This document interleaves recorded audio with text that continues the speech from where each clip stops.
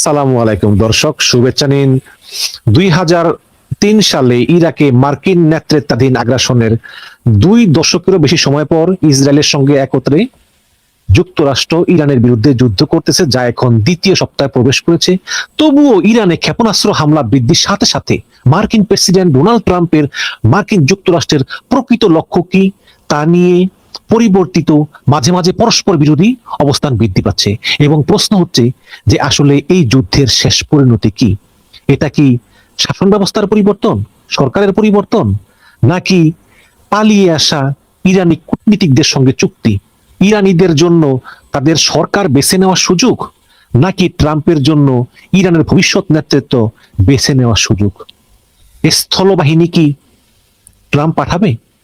তো এই সমস্ত বিভিন্ন বিষয় নিয়ে, এই যুদ্ধ সম্পর্কে ট্রাম্পের পরিবর্তনশীল অবস্থান আমেরিকা কিভাবে খেলতেছে, সেই সঙ্গে সেই পরিস্থিতিগুলো কতটুকু বাস্তবসম্মত, এইসব নানা বিষয় নিয়ে আমাদের সঙ্গে আজকে আলোচনায় আছেন নিরাপত্তা এবং পলিসি বিশ্লেষক মেজর মোর আশরাফুজ্জামান। জনাব আশরাফুজ্জামান, আপনি কেমন আছেন? আলহামদুলিল্লাহ, আপনাকে অনেক ধন্যবাদ। সবাইকে সালাম এবং শুভেচ্ছা। ধন্যবাদ এবং কৃতজ্ঞতা আমার এবং আমার দর্শকের পক্ষ থেকে। আজকে যুদ্ধের 10তম দিন। আপনি এই 10তম দিনটাকে কিভাবে মূল্যায়ন করেন, বিশেষ করে আজকের যে পরিস্থিতি এবং নতুন যে supreme leader Sayyid Mustafa Khomeini, ইরানের যে সুপ্রিম লিডার, তারা নতুন লিডার পেল, এই বিষয়ে আপনার মূল্যায়নটা জানতে চাই। জি, আপনাকে ধন্যবাদ। প্রথমত হচ্ছে যে এটাকে আমি যুদ্ধের বিষয়টাতে একটা সেন্টেন্সে এইভাবে আসছে, বিভিন্ন জায়গা থেকে হচ্ছে, সেটা হচ্ছে একটা খবর কিন্তু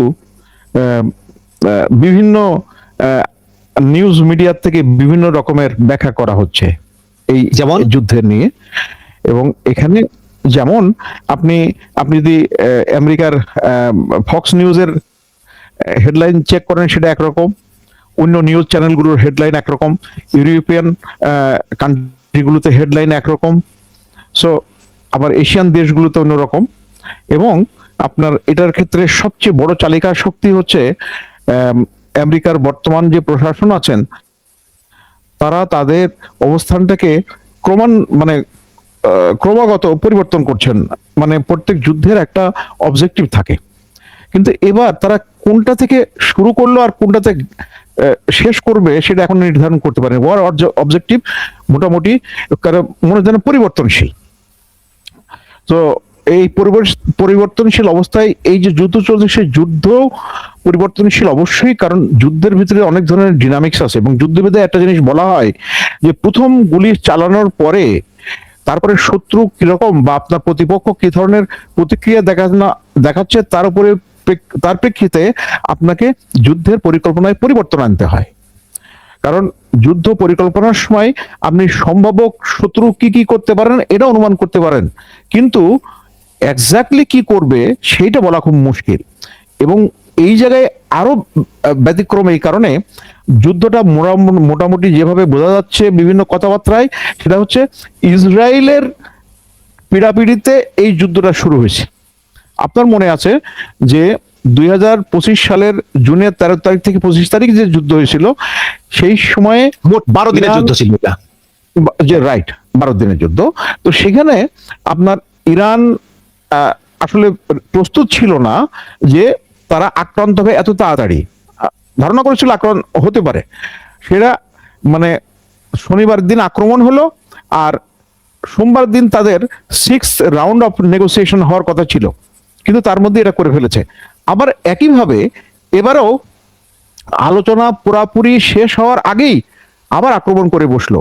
এবং এর ফলে যেটা হয়েছে যে ইরান আক্রান্ত হয়েছে, ইসরায়েল এবং আমেরিকা আক্রমণ করেছে, এটা যেমন সত্যি, সেই সাথে এটাও সত্যি যে আপনার এই যে আমেরিকার মতো একটা বিশ্বশক্তি, পরাশক্তি, যেটাকে বলা হয় পৃথিবীর 1 নম্বর পরাশক্তি, তাদের বিশ্বাসযোগ্যতা হারিয়ে গেছে।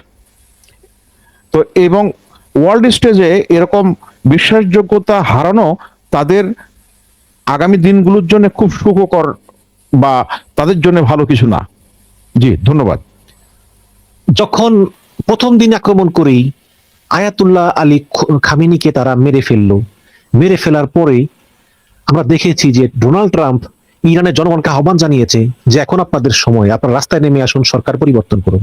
কিন্তু আমরা সেরকম কিছু দেখলাম না। আমরা দেখলাম যে আয়াতুল্লাহ আলী খামেনি মারা গেলেন, তারপরে আইআরজিসির প্রধান মোহাম্মদ পাকপুর মারা গেলেন, খামেনির স্ত্রী মারা গেলেন, কন্যা মারা গেলেন, আর অনেকে মারা গেলেন। কিন্তু তারপরেও এই রেজিমটা টিকে আছে। আপনি কি আসলে ডোনাল্ড ট্রাম্পের যে পরিকল্পনা ইরান যুদ্ধে, এটাকে কি আপনি ব্যর্থ বলবেন? আমি ব্যর্থ বলবো না, তবে আমার কাছে কেন যেন মনে হচ্ছে যে উনি যুদ্ধ পরিকল্পনায় যে সমস্ত ইনপুট দরকার, মানে শত্রু সম্পর্কে যতদূর সম্ভব তথ্য, অর্থাৎ সামর্থ্য সম্পর্কে যতটুকু তথ্য পেয়ে তারপরে সেটার উপরে ভিত্তি করেই আপনার যুদ্ধ পরিকল্পনা করা হয়। কিন্তু ইরানের শক্তি সামর্থ্য, সামরিক শক্তি যে এই পরিমাণ তারা চিন্তা করে নাই। তারা মনে করছে বোধহয় যে ইরান একটু কিছুটা ধমক দিলেই বোধহয় আটকায় যাবে, বা আহ, মানে আমেরিকান আমেরিকার মতো পরাশক্তি, তাদের যে সাজ সরঞ্জাম চারিদিকে মোতায়েন করা হচ্ছে তাতেই তারা অনেকটা ভড়কে যাবে।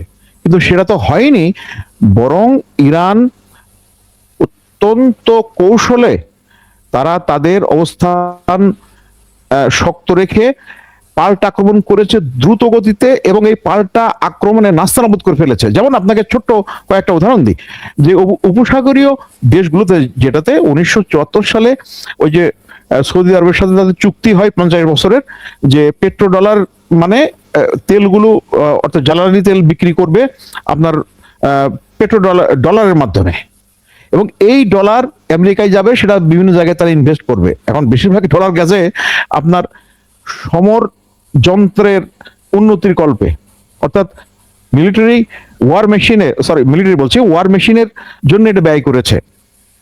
এবং এই যে বিভিন্ন জায়গায় যে ঘাঁটি করেছিল আমেরিকান, সেই ঘাঁটিগুলো উদ্দেশ্য ছিল যাতে এই উপসাগরীয় দেশগুলো, বিশেষ করে 6টা যে জিসিসি ভুক্ত দেশ আছে, তাদের নিরাপত্তা বিধান করবে। এটাই ছিল সেই চুক্তির শর্ত। কিন্তু আজকের অবস্থানে যেটা, যে ওখানে যে সমস্ত আমেরিকান সামরিক ঘাঁটি ছিল, সেই সামরিক ঘাঁটিতে অত্যন্ত নিখুঁতভাবে আপনার ইরান আক্রমণ করেছে, এবং এই আক্রমণের সবচেয়ে বড় সহায়ক ভূমিকা পালন করেছে হচ্ছে তাদের এই যে চাইনিজ বেইডু নেভিগেশন সিস্টেম। এবং চাইনিজ বেইডু যে সিস্টেমটা, নেভিগেশন সিস্টেমটা, এটা বেল্ট অ্যান্ড রোড ইনিশিয়েটিভের একটা অংশ। এটা বলে ডিজিটাল সিল্ক রোড। আপনার 140টা দেশ এটা ব্যবহার করছে, এবং এটা অ্যাকুরেট, জিপিএস এর থেকে অনেক বেশি অ্যাকুরেট। 1 মিটার পর্যন্ত আপনি অনেক সূক্ষ্মভাবে দেখতে পারেন, যেটা এতে সম্ভব না। এখানে দুটা জিনিস বলার দরকার। একটা হচ্ছে চাইনিজরা এইটা কেন গেল, তারা যখন আইওয়ানের ওখানে লাইভ ড্রিলে গেল, অর্থাৎ মহড়াতে গেল, গিয়ে জিপিএস ব্যবহার করতে গেলে দেখলো যে তারা যে গুলিগুলো ছুটছে সেটা লক্ষ্যবস্তুর কাছাকাছি যাচ্ছে না, মানে এদিক ওদিক হয়ে যাচ্ছে। তার মানে এই জিপিএস সিস্টেমে তারা ইন্টারফিয়ার করেছে। এটা গেল একটা। তো চাইনিজরা তখন থেকেই অল্টারনেটিভ সিস্টেম ডেভেলপ করা শুরু করলো, এবং তারই ফলশ্রুতিতে এখন হচ্ছে বেডু 3 যেটা ব্যবহার করা হচ্ছে, 35টা কনস্টলেশনের মাধ্যমে পুরা পৃথিবী কভার করে ফেলেছে, এবং 140টা দেশ এটা ব্যবহার করছে। এবং এইটা চীন ব্যবহার করে অত্যন্ত ভালো ফল পেয়েছে। এবার আপনার মনে আছে যে গতবার, অর্থাৎ 2025-এর জুনে যে যুদ্ধটা হয়েছিল, সেখানে ইরান ব্যবহার করছিল ওই জিপিএস সিস্টেম, এবং তাদের ওই মিসাইলগুলো লক্ষ্যবস্তুর থেকে সঠিকভাবে পৌঁছানোর পরিবর্তে ডানে বায়ে চলে গেছে, মানে ইন্টারফিয়ার করছে। আর এবার একবার অ্যাকুরেট। এবং ইরান যে এত মানে লক্ষ্য ভেদ করেছে, সেটা অনেকে বিস্মিত হয়েছে, এবং আমেরিকা এর জন্য খুব প্রস্তুত ছিল না, এবং এটাও তাদের জন্য একটা বিস্ময়ের কারণ।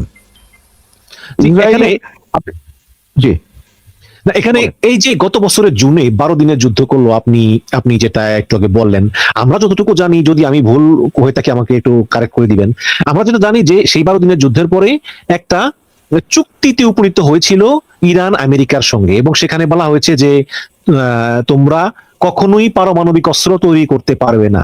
এবং এটা কিন্তু ইরান মেনেও নিয়েছিল, এবং এই চুক্তির খসড়া দেখে মার্কিন ভাইস প্রেসিডেন্ট জেডি ভেন্স বলেছিলেন, হ্যাঁ, এটা একটা ভালো চুক্তি। তাহলে এই ধরনের যে একটা চুক্তি হওয়ার পথে ইরান এবং আমেরিকা অগ্রসর হচ্ছিল, তারপরেও কেন ডোনাল্ড ট্রাম্প এবং ইসরায়েল মিলে আবার ইরানকে আক্রমণ করলো? মানে এর কারণটা কি বলে আপনার মনে হয়? আমার ব্যক্তিগত মূল্যায়ন, আমি পড়াশোনা করি, যতটুকু বুঝতে পেরেছি, এটা মূলত আপনার আহ, ইয়ে, ইসরায়েলের প্ররোচনায়, উৎসাহে এই আক্রমণটা করেছে। এবারে দ্বিতীয় আক্রমণটা, ইরান আক্রমণটা, আপনার মনে আছে যে গত জুনে যেটা আক্রমণটা হয়েছিল 25-এর, সেখানে ইরানের বেশ কিছু ক্ষয়ক্ষতি হয়েছিল এবং তারা মনে করেছিল বোধহয় সেই ক্ষয়ক্ষতি তারা পোষায় নিতে পারেনি। কিন্তু এই 6 মাসে ইরান যে দ্রুত গতিতে তাদের সেই নষ্ট হওয়া যন্ত্রপাতি ঠিক করে ফেলেছে এবং তাদের বিমান প্রতিরক্ষা ব্যবস্থা উন্নতি করেছে, মিসাইলকে আরো শানিত করেছে, এখানে দুইটা জিনিস খুব কাজ করেছে। একটা হচ্ছে চীন সরাসরি এই যুদ্ধে অংশ নেয়নি, কারণ মানে বৈষয়িক বিষয়ে, যেমন আপনার উপসাগরের অন্যান্য দেশগুলোর সাথেও ইসরায়েলের খুব ভালো সম্পর্ক, সরি চীনের, এবং তার ব্যবসা আছে। আবার এদিকে রাশিয়ারও ইন্টারেস্ট আছে মধ্যপ্রাচ্যের দেশগুলোর সাথে। যে আপনার মনে আছে যে রাসায়ন তেল সৌদি আরব কিনে, একটু কম পয়সায় ডিসকাউন্টেড কেনে, সুতরাং, এবং তারা কিন্তু রাশিয়ান তেল সৌদি আরব কিনে না, ভারত কিনে, আমরা জানি। না না, সৌদি আরব কিনছে, সৌদি আরব কিনেছে, যে কিনেছে, রাইট। তো এখন তো এইগুলো তারা সরাসরি ওর মধ্যে আপনার ওইভাবে অংশ নেয়নি, কিন্তু যা দরকার সেটা করেছে। যেমন ধরেন, সবচেয়ে বেশি এই নেভিগেশন সিস্টেমটা, সাপোর্টটা সবচেয়ে বেশি কার্যকরী, এবং তারা মানে পুরা ব্যাটেল ফিল্ড ভিজিবিলিটি যেটা বলে, আমেরিকান জাহাজ কোথায়, আমেরিকান প্লেন কোন জায়গায় উঠছে, কোন জায়গা থেকে উঠছে, সবকিছু তারা মনিটর করতে পেরেছে। এবং তার ফলেই এই যে মধ্যপ্রাচ্যের বিভিন্ন দেশগুলোতে আমেরিকান যে অ্যাসেট ছিল সেগুলোর উপর নিখুঁতভাবে আঘাত এনেছে। এবং ইসরায়েলে তো বেন গুরিয়ন এয়ারপোর্ট, যেটা আপনার তাদের আন্তর্জাতিক ফ্লাইটগুলো ওঠানামা করে, তার অবস্থাটা বড় শোচনীয়। আরো শোচনীয় হচ্ছে নেভার টিমে তাদের এই F-35 একটা এয়ার বেজ আছে, মানে তো সেখানেও আক্রমণ করেছে এবং প্রচুর ক্ষয়ক্ষতি হয়েছে। আর তেল আবিবে মানে সেন্সরশিপের কারণে আপনি প্রকৃত তথ্য পাচ্ছেন না, কিন্তু ইসরায়েলের যে ক্ষতিটা হয়েছে এটা তারা কল্পনাও করেনি। এখানে মোহাম্মদ মেজর মোহাম্মদ আশরাফুজ্জামান, যে এই যে আরব কান্ট্রি গুলো, গালফ কান্ট্রি গুলো এবং ইসরায়েল, আপনি যেটা বললেন, এখন এরা ক্ষয়ক্ষতিকে আসলে গোপন করার চেষ্টা করতেছে কেন? অলরেডি আমরা শুনলাম যে একজন বাংলাদেশিকে অ্যারেস্ট করা হয়েছে বাহরাইনে, সেই ধরনের ভিডিও প্রচার করার জন্য 140 জনকে গ্রেপ্তার করা হয়েছে পুরো গালফ কান্ট্রিতে, শুধু এই মোবাইলে ভিডিও ধারণ করে ফেসবুকে দেওয়ার জন্য। মানে এই গোপন করতে চায় কেন এরা?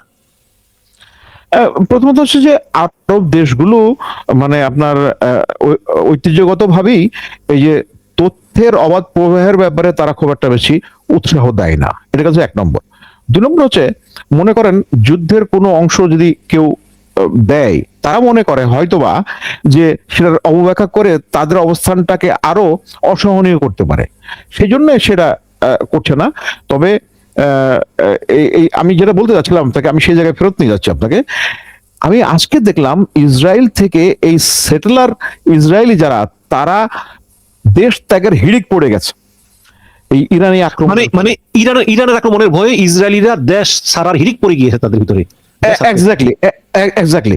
এবং এখানে মজার ব্যাপার হচ্ছে, এই সেটলার গুলো আপনার এই যে অধিকৃত যে সমস্ত ফিলিস্তিনি এলাকা ছিল, সেখানে তারা জোর করে নতুন করে বসতি স্থাপন করত, এবং কি পরিমাণ মানে হেন অপরাধ, হত্যা, ধর্ষণ, লুটতরাজ, হেন অপকর্ম নাই যেটা করতো না।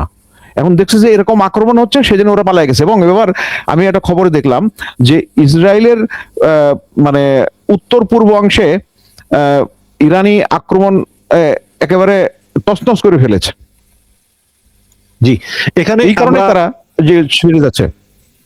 জি, আমরা এখানে দেখেছি যে যুদ্ধ শুরু হওয়ার পর থেকে মার্কিন বাহিনী ইরানের প্রায় 2000 লক্ষ্যবস্তুতে আঘাত হেনেছে, এবং আলী খামেনি সহ বেশ কয়েকজন কর্মকর্তা নিহত হয়েছেন।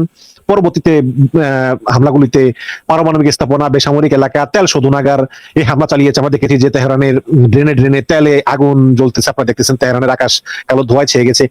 এখন আমার আমার আমার মনে হচ্ছে যে মানে ট্রাম্প মনে করেছিল যে ভেনেজুয়েলাতে বা ইরাকে বা লিবিয়াতে যেভাবে আসলে প্রধান নেতা গ্রেপ্তারের সঙ্গে সঙ্গে বা মৃত্যুর সঙ্গে সঙ্গে রেজিমটা শেষ হয়ে গিয়েছে, হয়তো ইরানও সেরকম হবে, কিন্তু ইরানে সেরকম হয়নি। এবং ইরানের যে নতুন যে নেতা নেতা আজকে নির্বাচিত হলো Saeed Mostafa Khamenei, Ayatollah Ali খামেনির দ্বিতীয় সন্তান সাইদ মুস্তফা খামেনি। আপনি জানেন যে 1979 সাল ইসলামিক রেভলিউশনের পর আয়াতুল্লাহ রুহুল্লাহ খোমেনি, তারপরে আয়াতুল্লাহ আলী খামেনি, তারপর এই সাইদ মুস্তফা খামেনি। সাইদ মুস্তফা খামেনিকে আপনি কিভাবে মূল্যায়ন করবেন? তিনি কি আসলে এই আপৎকালীন সময়ে, যুদ্ধকালীন সময়ে তিনি কি উপযুক্ত লোক নেতৃত্ব দেওয়ার মতো? যদিও ট্রাম্প বলেছে যে তিনি এটা মানেন না। আপনাকে ধন্যবাদ। এখানে খেয়াল করতে হবে যে আলী মানে ওই মুস্তফা যিনি আসলেন, উনি কিন্তু নিজের থেকে বাবার উত্তরাধিকার হয়নি, তাকে একটা গার্ডিয়ান কাউন্সিল নির্বাচন করেছে। এবং এরা রাইট, এবং সেটা হচ্ছে আপনার গণতান্ত্রিক ভাবে নির্বাচিত হয়েছে। এমন এখন একটা জিনিস হতে পারে যে এই ইরানের, আপনি যদি খেয়াল করে দেখেন যে ওই পিতা একটা বড় পজিশনে ছিল, সুতরাং ছেলে সেই পজিশনে আছে, এরকম কিন্তু ইরানের এই সিস্টেম নাই। কিন্তু এই ক্ষেত্রে একটা ব্যতিক্রম হলো। তো সম্ভবত একটা কারণ হতে পারে যে ইমাম খোমেনির প্রতি একটা শ্রদ্ধার নিদর্শন হিসেবে এটা করতে পারে, এবং তার একটা যোগ্যতা আছে। উনি নিজেও কিন্তু ওই আহত হয়েছিলেন ইয়েতে, যে ইসরায়েল আমেরিকার যৌথ আক্রমণের প্রথম দিকে উনিও আহত হয়েছিলেন। জি, আমরা ছোট কথা আমি যোগ করতে চাচ্ছি এই জায়গায়। এখানে যে ইরানের সিস্টেমটা এমন করা হয়েছে, এক ব্যক্তির উপরে সবকিছু নির্ভর করে না, মানে এত বেশি ডিসেন্ট্রালাইজড, এবং তাদের সিদ্ধান্ত গ্রহণের স্বাধীনতা আছে। যেমন আসলে ইরানের এই পরিস্থিতির জন্য কারণ হচ্ছে তারা দেখছে অনেকগুলো দেশের প্রধান ব্যক্তি ক্ষমতাচ্যুত বা নিহত হওয়ার পরে সে দেশটা সব ছিন্ন ভিন্ন হয়ে গেছে। যেমন আপনি লিবিয়ার কথা ধরেন, আপনি ইরাকের কথা ধরেন। তো এই জন্য ওরা কি করছে যে যাতে করে কোনোভাবেই শাসন ব্যবস্থাটা যেন একটা বিশৃঙ্খলার মধ্যে যে না যায়, সেই জন্য তাদের নেতৃত্বকে বিভিন্ন পর্যায়ে এটা হচ্ছে বিকেন্দ্রীকরণ করেছে। এই বিকেন্দ্রীকরণ করেছে এবং তাদের ক্ষমতায়নও করেছে। এবং আরেকটা গুরুত্বপূর্ণ বিষয় হচ্ছে যে মানে তারা ক্ষমতা একজনের হাতে ধরে রাখে নাই, এবং তারা নেতা এইভাবে করছে যে আমি যদি না থাকি তাহলে অমুক হবে, সে যদি চলে যায় তারপরে হবে। এইভাবে কয়েকটা লেয়ার, মানে স্তরে স্তরে নেতৃত্ব সৃষ্টি করা হয়েছে, রাইট, বিকেন্দ্রীকরণ। এবং তার ফলে হয়েছে কি, এরা কয়েকজন অনেক লোক মারা যাওয়ার পরে, আপনি আপনাদের খেয়াল করে দেখেন ইরানি নেতৃবৃন্দ তো মারা গেছেই, এবং মৃত্যুর সাথে সাথে আবার আরেকটা জিনিস হচ্ছে যে এরা অনেকেই বিভিন্ন প্রলোভনে শত্রুর এজেন্ট হিসেবে কাজ করেছে, এবং তাদেরকেও কিন্তু ফাঁসি দেওয়া হয়েছে। ইরানের এক প্রধানমন্ত্রীকেও ফাঁসি দেওয়া, আমরা সাদেক কুতুবজাদে বলে একজন প্রধানমন্ত্রী, তাকে পরে ফাঁসি দেওয়া হয়েছিল। তো এরকম আবার এই যে আইআরজিসির একজন মানে প্রধান ব্যক্তি, ওনাকেও তো এই যে মনে হচ্ছে যেন তার উনি তথ্য প্রকাশ করেছেন। এখানে তো বলি যে আইআরজিসি মানে হচ্ছে ইরানি রেভলিউশনারি গার্ড কর্পস, না, ইসলামিক গার্ড কোর। জি, IRGC, Islamic revolutionary guards corps. কিন্তু আমরা এর আগে অনেকবার শুনেছি যে ইরানের জনগণ ইরানের সরকারের প্রতি খুশি না, আয়াতুল্লাহ আলী খামেনি অনেক লোক মেরেছেন, জনগণ তাকে পছন্দ করে না, এরকম শুনেছি। কিন্তু আপনার কাছে আমার প্রশ্ন যে খামেনির মানে প্রথম দিনেই কিন্তু একেবারে আয়াতুল্লাহ আলী খামেনি সহ শীর্ষ কর্মকর্তাদেরকে মেরে ফেলেছে আমেরিকা, প্রথম দিনে একদম আক্রমণে। তাহলে জনগণের কাছে কিন্তু সুযোগ ছিল সরকার পরিবর্তন করার, কিন্তু জনগণ ডোনাল্ড ট্রাম্পের সে আহ্বানে সাড়া দেয়নি কেন? তার মানে কি আপনি মনে করেন যে জনগণের ভিতরে আসলে এর আগে যেই মনোভাব থাকুক না কেন, তারা খামেনির মৃত্যুর পরে তারা ঐক্যবদ্ধ হয়ে গিয়েছে? এখানে সরি, এখানে আপনাকে মানে শিয়া যে সিলসিলা, সেটাতে কিন্তু তারা এই মানে মৃত্যুকে শাহাদতের দরজা হিসাবে চিন্তা করে, এবং এটা শুরু হয়েছে আপনি খেয়াল করে দেখেন, হযরত আলীর ছেলে হযরত হোসেন রাদিয়াল্লাহু আনহু, উনি কারবালায় শহীদ হয়েছিলেন, এবং সেই শহীদী মৃত্যুর পরে উনি নিজের জীবন রক্ষা করতে পারতেন, কিন্তু উনি সঙ্গীতদের সাথে ফেলে যাননি। তো এই যে একটা সিলসিলা আছে, সেটা এই শিয়ারা খুব ধারণ করে, 1 নম্বর। 2 নম্বর হচ্ছে মানে শিয়াদের ভিতরে ওদের যাদের যিনি শীর্ষ ধর্মীয় নেতা, তার প্রতি আনুগত্য অপরিসীম।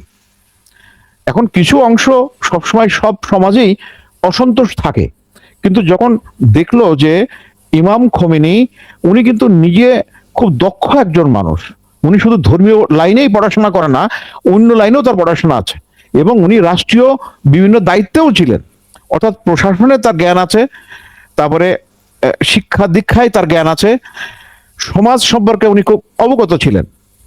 এখন আপনারা আমরা যে খবরগুলো পাই বেশিরভাগই হচ্ছে পশ্চিমা গণমাধ্যমের খবর, এবং পশ্চিমা গণমাধ্যম সবসময় তারা 1953 সালে এই যে মুসাদ্দেক সাহেব নির্বাচিত প্রধানমন্ত্রী, তাকে অভ্যুত্থানের মাধ্যমে হত্যা করে সেখানে শাহকে বসায় এবং ইরানের খনিজ সম্পদের উপরে তাদের দখল নেয়।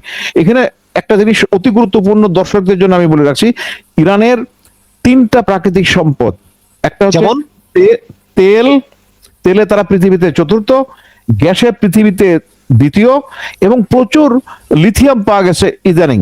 এবং এই লিথিয়ামের মানে আপনার গুরুত্ব বেড়ে গেছে, কারণ আজকাল এই যে আমাদের ইলেকট্রিক ভেহিকেল যেগুলো হচ্ছে, তার একটা বড় উপাদান কিন্তু এই লিথিয়াম। আমাদের লিথিয়াম ব্যাটারি তো আমরা হরহামেশাই দেখি। এটা গেল, এবং এটার সাথে হচ্ছে আপনার ইরানি মানুষজন শিক্ষা দীক্ষায় অনেক এগিয়ে গেছে। আর একটা তথ্য অতি গুরুত্বপূর্ণ আমি মনে করছি জানানো, যে 1979 সালে যখন ইসলামিক বিপ্লব হলো, তারপরে তারা শিক্ষা কার্যক্রম প্রায় 2 বছর বন্ধ রেখেছিল, এবং তারা সিলেবাসটাকে এমন ভাবে ডিজাইন করছে যাতে আগামীর চ্যালেঞ্জগুলো মোকাবেলা করার ক্ষেত্রে দক্ষ জনশক্তি গড়ে ওঠে। এবং সেই সুবাদেই আপনি সায়েন্স অ্যান্ড টেকনোলজিতে বিভিন্ন দেশে তারা আগে পড়াশোনা করতে যেতে পারতো, কিন্তু এখন পারে না। তো তারা দেশের ভিতরেই তাদের শিক্ষা ব্যবস্থাটা এমন পর্যায়ে নিয়ে গেছে যেন দক্ষ মানুষ সম্পদ গড়ে ওঠে, এবং এই দক্ষ সম্পদ মানুষ সম্পদটাই এই আশেপাশের দেশগুলোর থেকে ইরানকে অনন্য করে রেখেছে।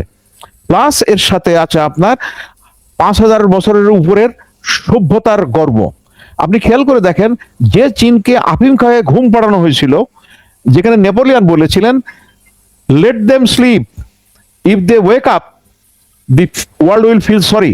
আপনি দেখেন সেই চীন গত 3 দশকের মধ্যে, মানে 50 বছরের মধ্যে কোন অবস্থানে চলে গেছে দেখেন। তো সভ্যতার গর্বটা বা ঐতিহ্যটা মানুষ ধারণ করলে তাদের জন্য নিজের অবস্থানে থেকে সামনে এগিয়ে যাওয়া অনেক সহজ হয়, যেটা ইরানের ক্ষেত্রে হয়েছে। জি জি, এবং এবং আরেকটু করতে চাই যে ইরান নাকি কখনোই কোনো পরাশক্তির কাছে মাথা নত করেনি, এবং কারো কোনো কলোনিও হয়নি কখনো, এবং তারা আজীবনই যুদ্ধ করে গিয়েছে। বিশেষ করে শাতিল আরব নিয়ে ইরাকের সঙ্গে যে যুদ্ধ হয়েছিল 8 বছর, সেখানে নাকি সাদ্দাম হোসেন কেমিক্যাল উইপন ব্যবহার করে, এবং তার ফলে প্রায় মিলিয়ন ইরানি মারা যায় এই কেমিক্যাল উইপন। সুতরাং তাদের একটা গৌরবোজ্জ্বল ইতিহাস অবশ্যই আছে। আপনার সঙ্গে আমি একমত। আপনার কাছে একটা প্রশ্ন, যে ঠিক আছে আমেরিকা এবং ইসরায়েল ইরানকে আক্রমণ করলো, কিন্তু আমরা দেখলাম যে ইরান শুধু ইসরায়েলেই ক্ষেপণাস্ত্র ছুড়েনি, ইরান গালফ কান্ট্রি গুলোকে আক্রমণ করা শুরু করলো। কাতার, কুয়েত, সৌদি আরব, সংযুক্ত আরব আমিরাত, ওমান, বাহরাইন, এইসব আক্রমণ করা শুরু করলো। তাহলে কেন এই আক্রমণটা করলো ইরান? আচ্ছা, ওখানে প্রথমত হচ্ছে যুদ্ধ অবস্থায় আপনার কিছু কিছু গোলা ঠিক মতো নাও যেতে পারে, অর্থাৎ লক্ষ্যবস্তু থেকে বিচ্যুতি হতে পারে বিভিন্ন কারণে। এটা বাদে আপনি শুধুমাত্র আমেরিকান যেগুলো মিলিটারি অ্যাসেট, সেইগুলোর উপরে আক্রমণ হয়েছে সব জায়গায়। আপনি দুবাইতে বিল্ডিং এ আক্রমণ করেছে, এটাও সত্যি, কিন্তু ঘটনা হচ্ছে যে যখন আমেরিকান বেসগুলোতে আক্রমণ করা হয়েছে, তখন ওই আমেরিকান সৈন্যরা ওই হোটেলগুলোতে উঠছিল, এবং তাদের ইন্টেলিজেন্স কত নিখুঁত দেখেন, যে হোটেলে উঠছে যে তালায় ছিল সেই জায়গায় আপনার ওই হামলা হয়েছে।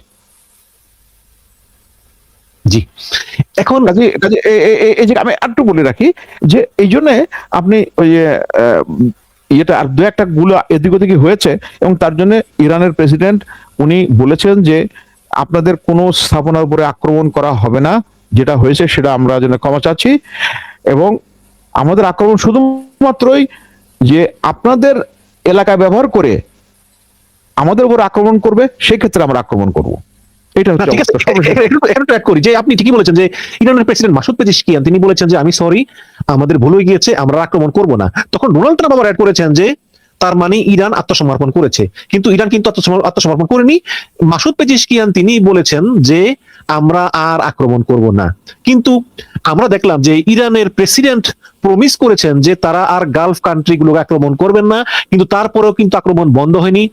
কন্টিনিউ ইরানের আইজিআরসি এই গালফ কান্ট্রি গুলোর উপরে বোমা বর্ষণ করেছে, ক্ষেপণাস্ত্র মেরেছে, ড্রোন মেরেছে, এবং এখন পর্যন্ত দেখলাম আমি আল জাজিরার খবরে প্রতিনিয়ত মারতেছে।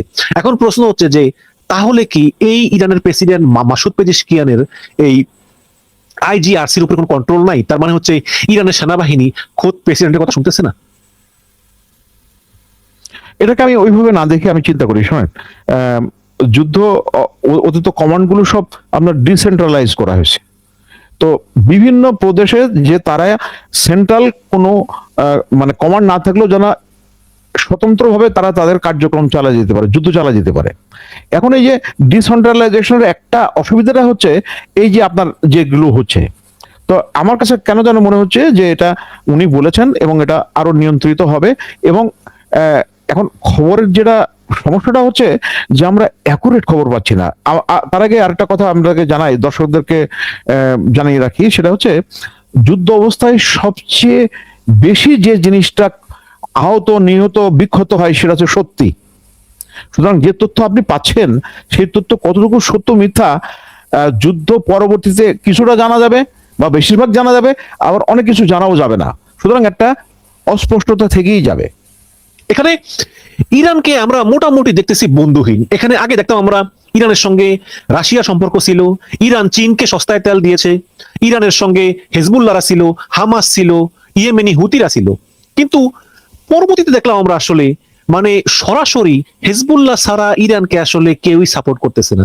তো লেবাননে বিমান হামলা চালিয়ে প্রায় 290 জনকে হত্যা করেছে ইসরায়েল গতকালকে এবং গত পরশুদিন, এবং আজকে আমরা দেখলাম যে লেবাননের প্রেসিডেন্ট তিনি চান ইসরায়েলের সঙ্গে একটা মীমাংসা করতে। এখন আপনার কি মনে হয় যে অবশেষে কি এই গালফ কান্ট্রি গুলো মানে ইসরায়েলের সঙ্গে জয়েন করে যৌথভাবে কি ইসরায়েল এবং আমেরিকাকে আসলে বলবে যে চলো আমরা যৌথভাবে আক্রমণ করি, নাকি আসলে একটা পর্যায়ে তারা বলবে যে এনাফ ইজ এনাফ, আমরা আর চাই না যুদ্ধ করতে, তোমরা আমাদের আকাশ ব্যবহার করে আমাদের মানে আকাশ সীমা ব্যবহার করে তোমরা এই হামলা চালাতে পারবে না, এরকম কি বলার মতো গার্ডস এই গালফ কান্ট্রি গুলো আছে নাকি? আচ্ছা, এখানে কিছুটা আপনার লাইনে কিছুটা অগ্রগতি হয়েছে। আমি যতদূর বিভিন্ন সূত্র থেকে যেটা জানতে পারছি সেটা তারা বলছে যে গালফ কান্ট্রিগুলো বলছে প্রথমত হচ্ছে তাদের নিরাপত্তা আমেরিকা দিতে পারে নাই, কারণ তাদের যে বিমান প্রতিরক্ষা ব্যবস্থা সেটার একটা বিরাট অংশ চলে গেছে ইসরায়েলকে রক্ষা করার জন্য।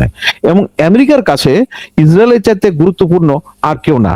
তাদের সম্পদ ভোগ করবে, তাদের দেশে নিয়ে যাবে, কিন্তু তাদের রক্ষা করার জন্য তারা ওইভাবে প্রতিশ্রুতিবদ্ধ না।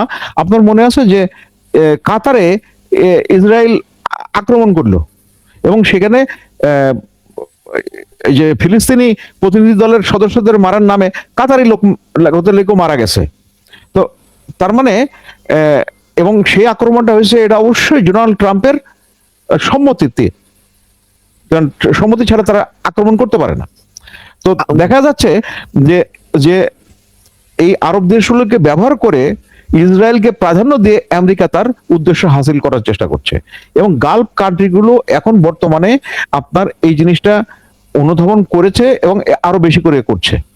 এবং আমরা আরেকটা খবর থেকে পেলাম নির্ভরযোগ্য সূত্র থেকে, এখন তারা চিন্তা করছে যে এদের বিনিয়োগগুলো আমেরিকায় যে সমস্ত আছে সেগুলো থেকে তারা ব্যাক করার চেষ্টা করবে, এরকম একটা কথা আছে। তারপরে আপনার আছে এই যে সুতরাং আমার কাছে মনে হয় না যে গালফ কান্ট্রিগুলো ইসরায়েলের সাথে লাইন দিয়ে ইরানের বিরুদ্ধে যুদ্ধে নামবে, কারণ যদি তাদের সেই সামর্থ্যও নাই এবং তারা দেখছে যে যুদ্ধের গতি আপনার মোটেও আমেরিকা বা ইরানের পক্ষে না, সরি ইসরায়েলের পক্ষে না। এখন আরেকটা জিনিস আমি বলি আপনাকে, প্রথমত হচ্ছে কোনো সন্দেহ নেই আমেরিকা হচ্ছে সামরিক সক্ষমতা অনেক বেশি, কিন্তু এই সামরিক সক্ষমতার একটা আমেরিকার একটা দুর্বল দিক হচ্ছে তারা ওই যে শীতল যুদ্ধের সময় রাশিয়া অর্থাৎ সোভিয়েত ব্লককে মানে ওয়ারশো প্যাক্টভুক্ত দেশগুলোকে শত্রু কল্পনা করে তাদের যুদ্ধ পরিকল্পনা করেছিল, যুদ্ধ সরঞ্জামাদি ওই লাইনে তৈরি। এখন ইরান দেখছে যে ওদের সামরিক সক্ষমতার সাথে আমরা যাব না, আমরা হিট করব ওইগুলোতে যেটাতে তাকে বেশি ক্ষতি করে। যেমন তারা এই যে আপনি দেখেন হরমুজ প্রণালী বন্ধ করে দিয়েছে, যদিও পুরোপুরি বন্ধ করে নাই, এখানে যাচ্ছে চীনের ইয়ে যাচ্ছে, এবং আপনার মজার ব্যাপার হচ্ছে ওই জায়গায় কেউ জাহাজ নিজের সাহস পাচ্ছে না, ইন্স্যুরেন্স বেড়ে গেছে আপনার 600% ইন্স্যুরেন্স বেড়ে গেছে। তাহলে মানে ক্যারিং কস্ট কত হয়ে যাবে চিন্তা করে দেখেন। সো এই সমস্ত কারণে ওরা অর্থনৈতিকভাবে যে জায়গায় আঘাত করলে আমেরিকা আপনার ক্ষতিগ্রস্ত বেশি হবে সেই জায়গাটাকে বেছে নিয়েছে। ইরানের এই কৌশলটাকে আমি সমর্থন করি। আর একটা ছোট্ট তথ্য দিই আপনাকে, যে প্রথম হচ্ছে ইরান আপনার চীন এবং রাশিয়ার কাছ থেকে সাহায্য চায়নি, যে আমরা আছি, আমাদের যে সমস্ত তথ্যগুলো দরকার, আমাদের যেভাবে ওই ইকুইপমেন্টদের দরকার সেগুলো আপনারা করেন। তো এখন এই সাহায্যের ক্ষেত্রে আপনাকে একটু পিছনে ফেরত নিয়ে যাব, যে সোভিয়েত ইউনিয়ন যখন আফগানিস্তান আক্রমণ করে 1979 সালে, সম্ভবত 1980 সালে, তখন সে 8 বছর ব্যাপী যে যুদ্ধ হয়েছিল সেই যুদ্ধে সবাই চেয়েছিল, আর 10 বছর প্রায়, তো সেই যুদ্ধে সমস্ত দেশ সৈন্য পাঠায় নাই, কিন্তু সরঞ্জাম দিয়ে এই আফগান মুজাহিদদের দিয়েই যুদ্ধ করাইছিল। ভিয়েতনাম আপনি দেখেন আমেরিকা ছিল, তখন লক্ষ্য ছিল যাতে ওই মানে ফাঁক পড়ে যাতে ফান্দে পড়িয়া বগা কাঁদে এরকম একটা অবস্থায় আমেরিকাকে সোভিয়েত ইউনিয়নকে ওই জায়গায় ফেলেছিল। আবার এই একই পদ্ধতি এই সোভিয়েত ইউনিয়ন চীন অনুসরণ করেছিল আমেরিকাকে মানে চারিদিক থেকে ধরার জন্য, সেটা হচ্ছে ভিয়েতনামে। এখন যেটা হচ্ছে এই বর্তমানে যেটা হচ্ছে, তারা আমি সরঞ্জামাদি দিকার, আর ইরানের দক্ষ জনবল আছে, তাদের 9 কোটি জনসংখ্যা, এবং তাদের যে জিওগ্রাফিক অবস্থান, ভৌগোলিক অবস্থান ও প্রাকৃতিকভাবে সুরক্ষিত, এই সবগুলো মিলায় তাদের দরকার হচ্ছে কিছু সরঞ্জামাদির, যেমন এই যে স্যাটেলাইট নেভিগেশন সিস্টেম, তারপরে আপনার ব্যালিস্টিক বা ক্রুজ মিসাইলের জন্য যে ধরনের সরঞ্জাম, এবং এই যে ড্রোন, এই ড্রোনগুলো এই ড্রোনের জায়গায় একটা তথ্য খুব প্রাসঙ্গিক দিয়ে রাখে। একটা ড্রোন তৈরি করতে খরচ হয় $20,000 থেকে $50,000, আর একটা ড্রোনকে ফেলার জন্য আপনার কোন ক্ষেত্রে 10-11টা পর্যন্ত ইন্টারসেপ্টর মিসাইল ব্যবহার করা হচ্ছে। একটা মিসাইলের দাম মানে প্রায় $2 মিলিয়ন বা $1 মিলিয়ন। তাহলে একটা ড্রোন যেটা আমি 50,000 যদি ধরি, সেই জায়গায় সেটাকে ডাউন করার জন্য ব্যবহার করা হচ্ছে, আপনি যদি 10টা ধরেন তাহলে $10 মিলিয়ন। এবং এই আর এই এন্টি মানে এয়ার ডিফেন্সের যে সমস্ত মিসাইলগুলো, সেগুলো অনেক ব্যয়বহুল। তো বললামই দামের কথা, কিন্তু ওগুলো তৈরি করতেও সময় লাগে। সুতরাং এই মুহূর্তে আমেরিকা একটা সংকটে আছে, যেটা তারা স্বীকার করছে না। যারা ইউক্রেন যুদ্ধের সময় প্রচুর এই ধরনের এন্টি এয়ার ডিফেন্সের জন্য তারা সরবরাহ করেছিল, আবার ইসরায়েলের জন্য বিভিন্নভাবে সরবরাহ করতেই আছে। তো এখন তারা মানে এই যে দক্ষিণ কোরিয়া এবং জাপানে তাদের যে ধরনের স্টক আছে সেগুলোকে এখন এই সেক্টরে আনার চেষ্টা করছে, অর্থাৎ এই থিয়েটারে মানে মধ্যপ্রাচ্যে আনার চেষ্টা করছে। সুতরাং তারা এই দিক দিয়ে একটা বড় সংকটে আছে। জি, ইসরায়েলের যে এয়ার ডিফেন্স সিস্টেম ছিল, এটা নাকি বিশ্বের শ্রেষ্ঠ এয়ার ডিফেন্স সিস্টেম, কিন্তু তাদের সে আত্মবিশ্বাস ভেঙে গিয়েছে। আমরা দেখলাম যে হর হামেশাই কিন্তু ইসরায়েলে ইরানের মিসাইল গিয়ে আঘাত হানছে, এবং সাবেক একজন মার্কিন গোয়েন্দা একটু আগে বলেছেন একটা সাক্ষাৎকারে যে ইসরায়েলের প্রধানমন্ত্রী বেনিয়ামিন নেতানিয়াহুর বাসায় নাকি ক্ষেপণাস্ত্র আঘাত এনেছে, এবং এতে তার আপন ছোট ভাই মারা গিয়েছেন সেই ক্ষেপণাস্ত্রের আঘাতে, যেটা একজন মার্কিন সাবেক গোয়েন্দা তিনি বলেছেন। এবং আপনি দেখেন যে সাইপ্রাস স্বাধীন হয়ে যাওয়ার পরে কিন্তু সাইপ্রাসে একটা ব্রিটিশ ঘাঁটি রয়ে গিয়েছিল।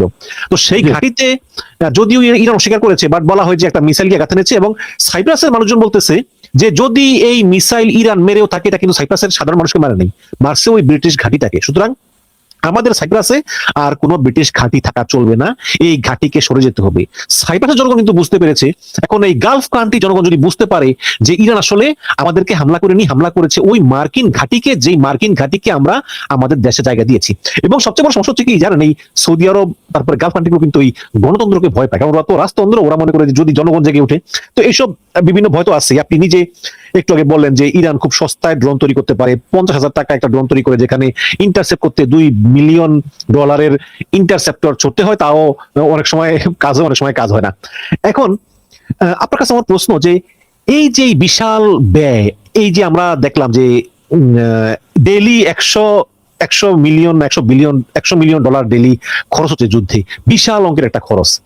এই খরচটা আসলে কতদিন ধরে এই যুদ্ধ পরিচালনা করা সম্ভব? আমরা যদি আসলে মানে কনক্লুশনে যাই যে আমাদের যে শিরোনাম করেছিলাম যে কিভাবে এই যুদ্ধটা শেষ হবে, এখন ডোনাল্ড ট্রাম্প প্রথমবার বলেছে 1 সপ্তাহ, আবার বলে 2-3 সপ্তাহ, আবার বলে 5-6 সপ্তাহ লাগতে পারে। আবার আজকে একটু আগে বললো একটা সাংবাদিকের কাছে যে খুব শীঘ্রই শেষ হয়ে যাবে, তাদের কোনো নেভি নাই।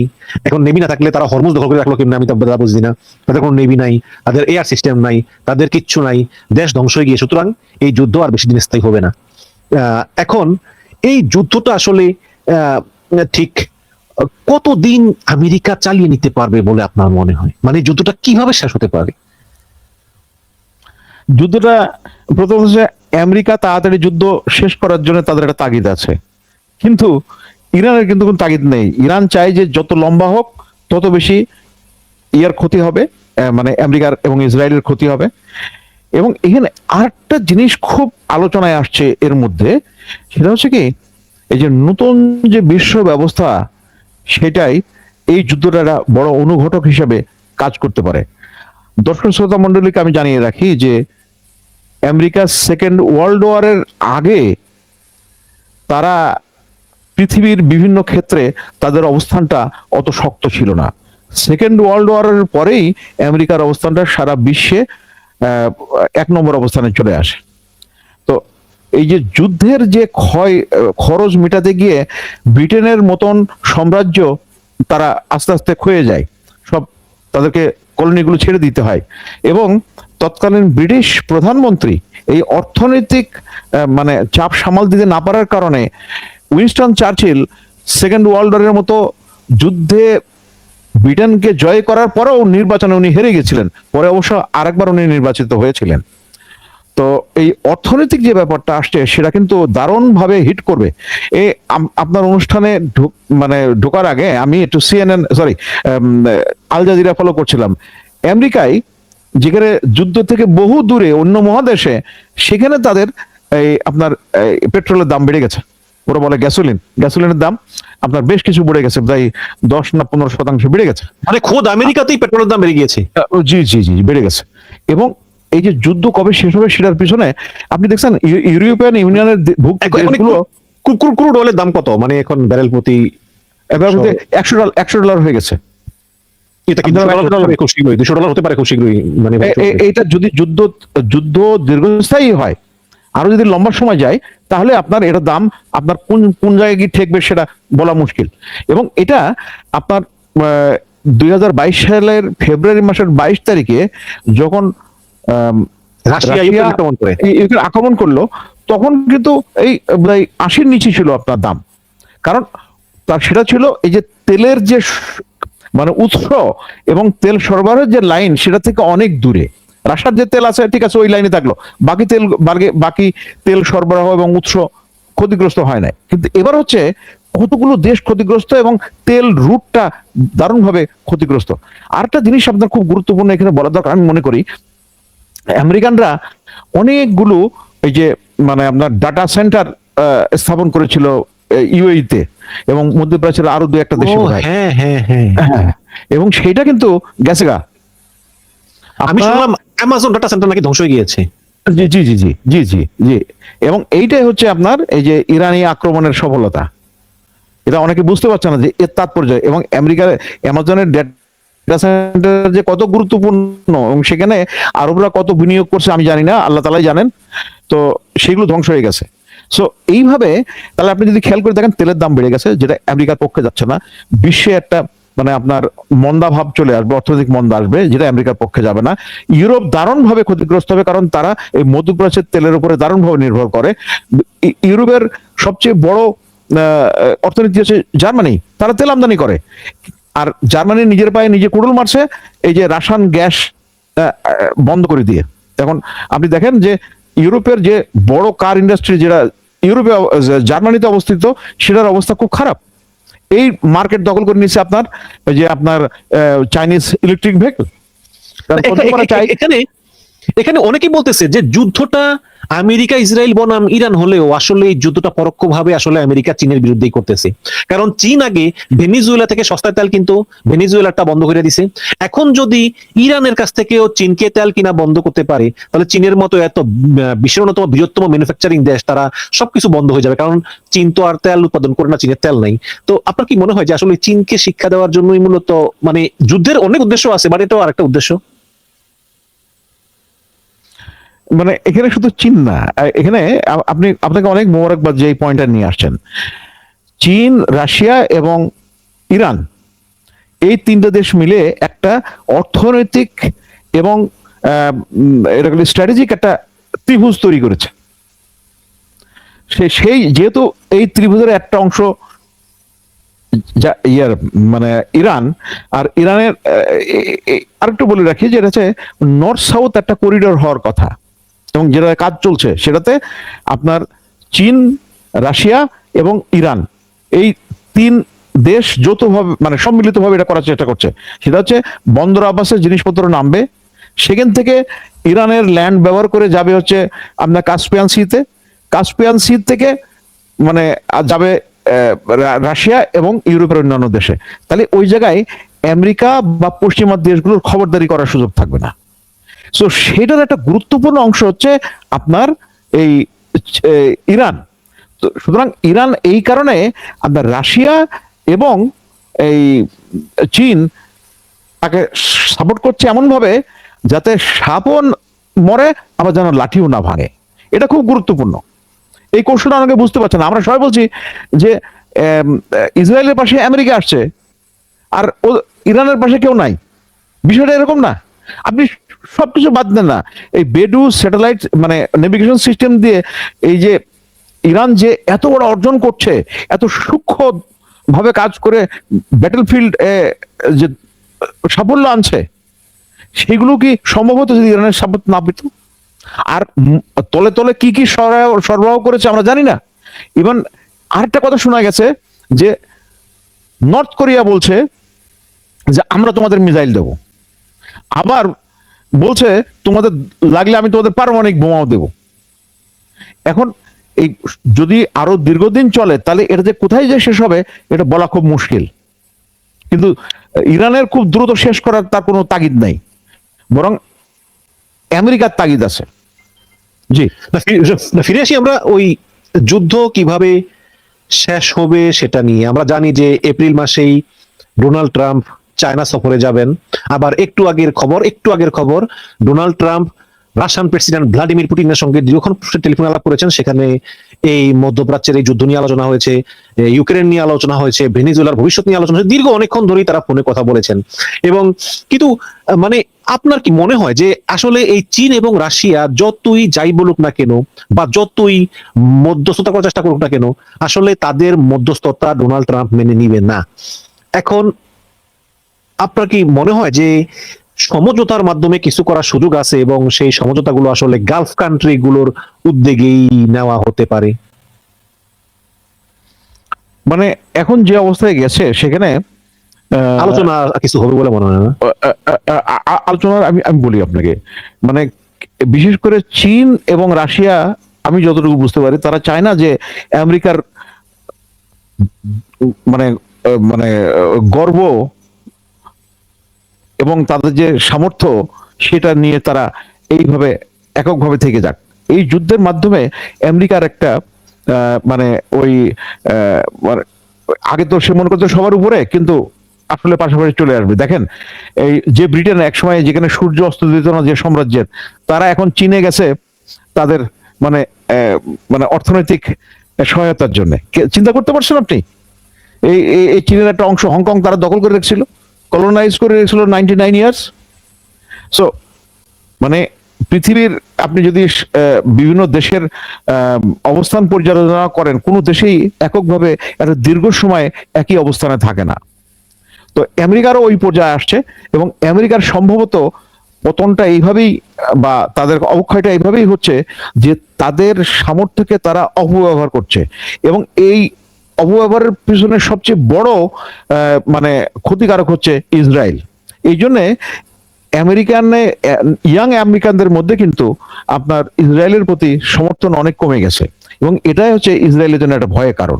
ওই জিউস লবি এখনো তারা শক্তিশালী, কারণ এই যে কংগ্রেস এবং সিনেটে যারা নির্বাচিত হয় তাদের একটা বড় ফান্ডিং আসে জিউস লবি থেকে।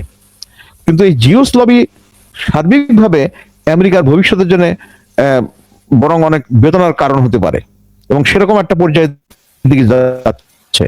কারণ এই যুদ্ধে আমেরিকার কোনোই তেমন ইন্টারেস্ট ছিল না, এটা হচ্ছে ইসরায়েলের প্ররোচনায়, যেটা বিভিন্নভাবে বলা হচ্ছে, যদি ডোনাল্ড ট্রাম্প ওইভাবে স্বীকার করছেন না।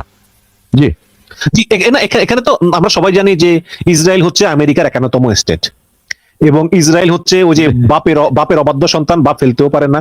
নাহলে আপনি দেখেন যে এই যে 1993-তে অসলো অ্যাকর্ডের মাধ্যমে যে টু স্টেট সলিউশন, যেখানে কিন্তু ইসরায়েল নিজে সই করেছে, তারা কিন্তু এটা মানতেছে না। সুতরাং তারা সবসময় যা খুশি তাই করে, এবং এখানে ইসরায়েলের একটা উদ্দেশ্য হচ্ছে ইসরায়েল এবং ইরানের কিন্তু উদ্দেশ্য এক। যেমন ইরান কিন্তু এখন চায় যুদ্ধটা দীর্ঘস্থায়ী হোক, যাতে আস্তে আস্তে যুদ্ধটা চলে। ইসরায়েলও কিন্তু চায় যে যুদ্ধ দীর্ঘ হলে হোক, কিন্তু এবার ইরানকে শেষ করে ফেলো, যাতে মাথা তুলে দাঁড়াতে না পারে। কিন্তু on the other hand America চিন্তা করতেছে কিন্তু অনেক কিছু, কারণ এই গালফ কান্ট্রি গুলো কিন্তু আমেরিকার বন্ধু দেশ। কাতার, কুয়েত, আর সৌদি আরব, আমিরাত, তারপরে বাহরাইন। পক্ষান্তরে চীন, চায়না তেল উৎপাদন করে না, ভালো কথা। জাপান এবং সাউথ কোরিয়াও কিন্তু তেল উৎপাদন করে, তাদেরও কিন্তু ওই হরমুজ দিয়ে তেল নিতে হয়। সব দিক দিয়ে চাপ তো আছে, সব দিক দিয়ে আমার মনে হয় যে চাপ আছে। কিন্তু যদি যদি যদি ফিরে আসি, মানে সলিউশনটা কি হবে? এখন ডোনাল্ড ট্রাম্প বলতেছে যে মানে তার শেষ কথা হচ্ছে যুদ্ধ 5 থেকে 6 সপ্তাহের ভিতরে শেষ হবে। এখন এই 5 থেকে 6 সপ্তাহের ভিতরে শেষ হবে কিভাবে? পৃথিবীর ইতিহাস সাক্ষী, বোমা হামলা চালিয়ে আপনি বিমান থেকে আপনি অবকাঠামো ধ্বংস করতে পারবেন, মানুষ মারতে পারবেন, বাট রেজিমকে চেঞ্জ করা যায় না। এখন ডোনাল্ড ট্রাম্প আসলে তিনি কি করবেন? তার কাছে উপায় আছে যে স্থলবাহিনী। তিনি কি এই কুর্দি বিদ্রোহীদেরকে পাঠাবেন, নাকি তিনি নিজেই মার্কিন সৈন্য সেখানে নামাবেন? আপনার কি মনে হয়? আমার মনে হয় যে মার্কিন বুট ওখানে যাওয়ার সম্ভাবনা খুব কম, এবং আপনি ইরানি পররাষ্ট্রমন্ত্রী বলেছেন যে আমরা তো তাদের জন্য অপেক্ষা করছি। আচ্ছা, আরেকটা হচ্ছে কুর্দিশ যে প্রচেষ্টা, সেটাও খুব একটা বেশি সফল হবে বলে মনে হচ্ছে না। কারণ কুর্দিশদের নিয়ে একটা সমস্যা হচ্ছে, কুর্দিশদের অবস্থান হচ্ছে ইরাকে আছে, সিরিয়ায় আছে, আবার তুরস্কে আছে, এবং ইরানে আছে। তো এই 4টা দেশের বিভিন্ন অংশ আছে, এবং এরা যে কুর্দিস্তান যে স্বাধীন হোক এটা আবার কেউ চায় না। সুতরাং ওদের মাধ্যমে এটা করেও খুব একটা বেশি লাভবান হবে না। এবং ইরানের এখন একটা বড় স্বস্তির জায়গাটা হচ্ছে ইরাকে, ইরাক তাদের প্রতিবেশী দেশ, এবং ইরাক থেকে ইরানের ক্ষতি হওয়ার সম্ভাবনা খুব কম। সুতরাং এটা খুব একটা বেশি কাজ দেবে বলে আমার কাছে মনে হচ্ছে না। চেষ্টা করতে পারে। তার মানে হচ্ছে যে স্থলবাহিনী ট্রাম্প পাঠাবেন, এবং যদি পাঠায়ও, মনে করে যে আফগানিস্তানে কিন্তু স্থলবাহিনী পাঠিয়েছিল, হ্যাঁ, 20 বছর পরে $4 ট্রিলিয়ন খরচ করে কয়েক হাজার লাশ নিয়ে এসে আসলে তারপরে সেখান থেকে রাতের অন্ধকারে পালিয়ে এসেছে। এবং ডোনাল্ড ট্রাম্প প্রেসিডেন্ট হওয়ার আগে বলেছিল যে ডেমোক্রেটের সময় আমাদের সৈন্যরা বিদেশে যায়, মারা যায়, তারপরে বডি ব্যাগ দেশে আসে, এগুলো অসম্মানের। এখন ট্রাম্পের আমলেই তো 10 জন মার্কিন সৈন্য মারা গেছে, এবং ট্রাম্প বডি ব্যাগ রিসিভ করেছিলেন। এবং ট্রাম্প, আমি দেখেন মাঝে মাঝে আসাদুজ্জামান, আমি ট্রাম্পকে সুস্থ মানুষ বলেই মনে করি না। তিনি মানে যা খুশি যে ওকে ধরবো, একে ধরবো, আবার বলে ইরানের পরে কিউবাকে ধরবো, ভেনিজুয়েলার পরে কলম্বিয়াকে ধরবো, মানে সে যা খুশি তাই করতে পারে, মানে বাধা দেওয়ার মতো কেউ নেই। আমরা এমন একটা পরিস্থিতিতে এসে দাঁড়িয়েছি। এখন তার তো যেই প্ল্যান শুরু থেকেই যে খামেনিকে মারলেই শেষ, সেটা হলো না, 1 সপ্তাহ টিকবে না, টিকতেছে। তারপরে তারা বলতেছে যে ইরানের কিচ্ছু নাই, আর দেখি দেখি সবই আছে। এখন এই যুদ্ধটা আসলে আপনার কি মনে হয় যে মানে আমরা অলরেডি দেখেছি যে যে একটা বিমান, সেটা সেটা মানে কি বিমান সেটা বলে, প্রলয় বিমান, যা E-6B মার্করি বা এয়ারবর্ন কমান্ড পোস্ট, এই উড়ন্ত বিমানটা নাকি তারা পারমাণবিক সাবমেরিনের সঙ্গে যোগাযোগ রক্ষা করে এবং পারমাণবিক ক্ষেপণাস্ত্র নিক্ষেপের যে কোড তাই বিমান থেকে নিয়ন্ত্রণ করা যায়। তো এই ধরনের বিমান, যে বিমানটা আসলে পারমাণবিক বোমা মারতে পারে, আমরা এই পারমাণবিক বোমা সর্বশেষ দেখেছি আমরা হিরোশিমাতে দ্বিতীয় বিশ্বযুদ্ধের সময় ফেলা হয়েছিল এবং পুরো শহর ধ্বংস হয়ে গিয়েছে। এখন আমরা যেটা বুঝি যে ইরানি জাতি অনেক বড় দেশ, অনেক মানুষ, এদেরকে আসলে আপনি কোনো কিছু করে শেষ করতে পারবেন না। গাজাতে আপনি মাসের পর মাস ধরে হত্যাযজ্ঞ চালিয়ে 60-70 হাজার মানুষ খুন করলো এই বেনিয়ামিন নেতানিয়াহু। তারপরে কিন্তু গাজাতে লোক আছে, তারা এখন ঘোরাফেরা করতেছে, শিশুরা খেলতেছে, আছে তো না? সবাই গাজা এমন লোক নাই যে তার পরিবার স্বজনকে না হারায় নাই। বাট তারপরে তো মানুষের জীবনের প্রয়োজনে কিন্তু আবার বাঁচে, আবার ইমারত দালান করে, আবার সভ্যতা তৈরি হয়ে ওঠে, আবার মানুষ জন্ম নেয়, পুরানো সব অন্যায় ভুলে যায়, পুরানো সব দুঃখ কষ্ট ভুলে যায়। এটা তো জগতের নিয়ম। আবার কিন্তু গাজা গড়ে উঠেছে। সুতরাং ইরানকেও এই ট্রাম্প যেভাবে চায়, ইরানকে এইভাবে ধ্বংস করা সম্ভব না। কিন্তু আপনার কি মনে হয় যে ট্রাম্পও চিন্তা করে যে হিরোশিমার মতো একটা পারমাণবিক বোমা ছেড়ে দিতে হয়?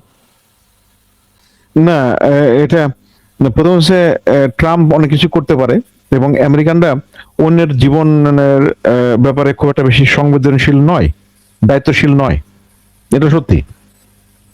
তবে আপনি ওই যে একটু আগে বলছিলেন না যে ইয়ার কথা, মানে এই ইরানের যেটা ইরানের আয়তন ভাই হচ্ছে 16 লক্ষ বর্গ স্কোয়ার কিলোমিটারের বেশি। এটা ছোট্ট দেশ না।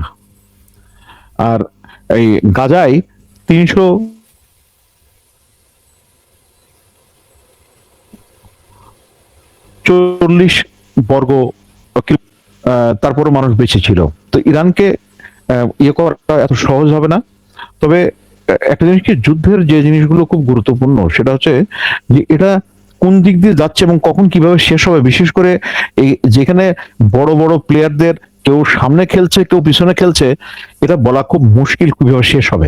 তবে আপনার মনে আছে যে এই যে গতবার যে যুদ্ধটা শেষ হলো, কয়েকটা বোমা মেরে বললো যে ঠিক আছে সব ধ্বংস করে দিয়েছে। আবার সেই মানুষই বলছে না, ইরান আবার পারমাণবিক অস্ত্র তারা যারা না পায় সেই জন্য আমরা আবার আক্রমণ করেছি।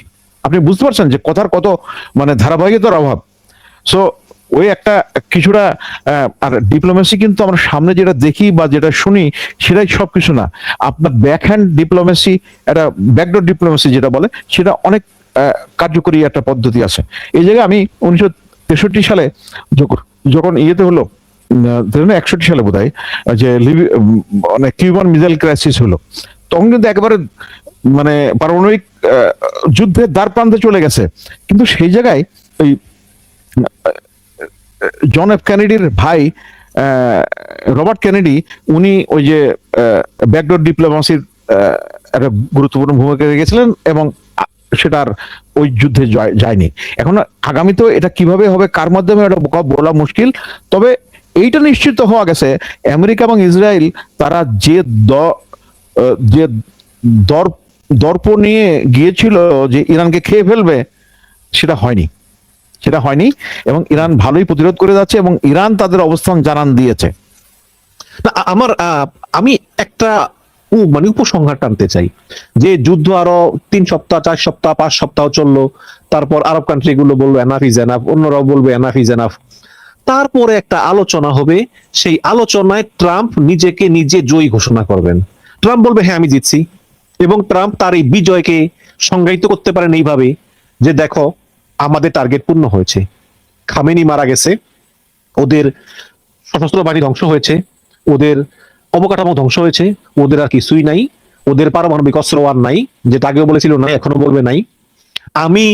আমি আমার ছোটবেলা থেকেই শুনি ইরান নাকি আর 1 সপ্তাহ বাকি আছে পারমাণবিক সক্ষমতা অর্জন করতে। এই একই কথা আমি শুনতেই আছি, মানে এখন আমার বয়স চলে 45-50, তারপরে ওই 1 সপ্তাহ শেষ হয় না, তারপরেও ট্রাম্প বলবে যে হ্যাঁ। তো এভাবেই ট্রাম্প আসলে নিজেকে নিজে বিজয়ী করবে, মানে পাগলের সুখ মনের মতো ট্রাম্প নিজেকে বিজয়ী ঘোষণা করবে এবং হয়তোবা যে কোনো দেশের মাধ্যমে, আরব কান্ট্রি বা যে দেশের মাধ্যমে একটা মোটামুটি সমঝোতা করে একটা যুদ্ধ শেষ করবে। আপনার কি মনে হয় যে এরকম হওয়ার সম্ভাবনাই বেশি? আমি এরকম সম্ভাবনাই দেখছি। পাগলের সুখ মনে। আপনাকে ধন্যবাদ এত সুন্দর একটা কথাটা বলার জন্য। এবং ওইটা তারা অলরেডি যুদ্ধের ইয়ে থেকে, লক্ষ্যস্থল থেকে অনেক পিছিয়ে আছে তো আমার মনে হয় সেটাই, এবং যে পরিমাণ ধ্বংসযজ্ঞের সম্মুখীন হয়েছে ইসরায়েল, তাতে মানে যুদ্ধের স্বাদ অনেকটা মিটে গেছে। আপনি দেখছেন যে এই কয়দিন নেতানিয়াহুকে দেখা যাচ্ছে না টিভির পর্দায়, দেখছেন আপনি, খেয়াল করছেন? ওনাকে সবসময় মাটির নিচে বাংকারে, গর্তে লুকিয়ে থাকে বাংকারে।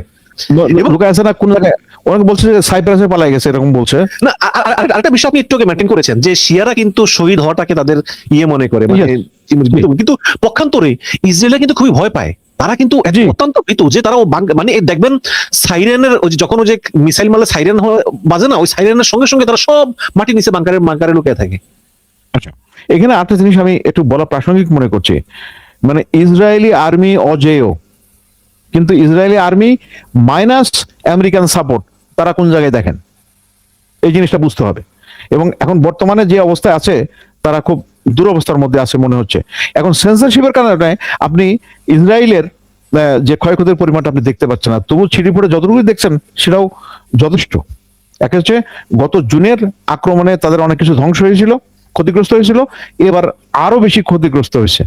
তো সুতরাং যুদ্ধের স্বাদ হয়তো করতে পারে। এখন সমস্যাটা হচ্ছে অন্য একটা জায়গা আছে, যে যুদ্ধ যদি শেষ হয় এবং যদি আপনার ইসরায়েলি প্রধানমন্ত্রী তার প্রধানমন্ত্রিত্ব হারান, তাহলে তাকে জেলে যেতে হবে, এই একটা ভয় আছে। আর এই যুদ্ধে যদি মানে ডোনাল্ড ট্রাম্প জিততে না পারেন, তাহলে মিড টার্মে তার অনেক মানে রিপাবলিকান দলের অবস্থা খুব খারাপ হওয়ার সম্ভাবনা আছে। এবং এই যুদ্ধে আসার পিছনে ওরাও একটা ডোমেস্টিক কারণ। আর হচ্ছে এই স্পাইন ফাইলে কার কি কত নাম আছে, সেগুলো যাদের সামনে নিয়ে আসে, দৃষ্টি অন্যদিকে সরানোর জন্য এই যুদ্ধকে বেছে নেওয়া হয়েছে। তো সব মিলায় এখন কোন রকমে একটা ফেস সেভিং কিছু করে হয়তো বের হতে পারে, আর না হলে আপনার যুদ্ধ দীর্ঘায়িত হতে পারে, এবং সেক্ষেত্রে বিশ্ব অর্থনীতি যার মধ্যে পড়বে, এবং বিশেষ করে আমাদের মতো দেশগুলো যাদের কর্মসংস্থানের একটা বড় গন্তব্য হচ্ছে মধ্যপ্রাচ্য, এবং সেখান থেকে আমরা তেল কিনি, পয়সা দিয়ে কিনি, কিন্তু দাম বেড়ে গেলে আমাদের অর্থনীতির উপরে দারুণ দারুণ দারুণ চাপ পড়বে, এবং স্বাভাবিকভাবে বিশ্ব অর্থনীতি একটা মন্দার মধ্যে পড়তে পারে।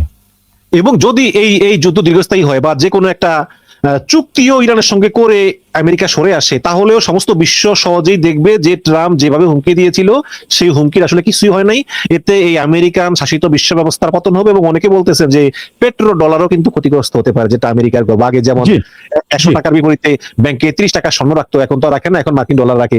তো এই সিস্টেমটা হতে পারে। তো যাই হোক, আমরা এতক্ষণ যে আলোচনা করলাম সেখানে একটা উপসংহারে এলাম যে হয়তো বা এই 4-5 সপ্তাহ পরে ইরানের আরো ক্ষয়ক্ষতি করে, ইরানের আরো কিছু মানুষজনকে মেরে তারপরে ট্রাম্প বলতে পারে যে আচ্ছা, এনাফ ইজ এনাফ, আমাদের উদ্দেশ্য